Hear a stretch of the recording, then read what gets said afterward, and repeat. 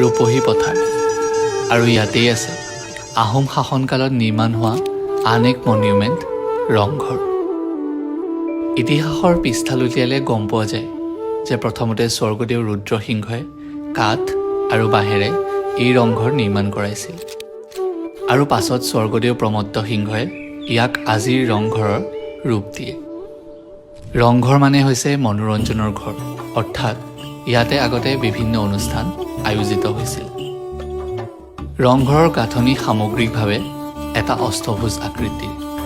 ওপৰৰ অংশটো আহোমৰ এখন ওলোটা নাৱৰ দৰে, য'ত দুটা শিলৰ ঘৰিয়ালৰ আকৃতি বনোৱা আছে। ৰংঘৰটো দুমহলীয়া আৰু ওপৰৰ মহলত সিংহপীৰাত বহি স্বৰ্গদেউসকলে সন্মুখৰ পথাৰত ৰঙালী বিহুৰ সময়ত অনুষ্ঠিত হোৱা মল্লযুঁজ, ম'হ যুঁজ, শেন চৰাইৰ যুঁজ আদি উপভোগ কৰিছিল।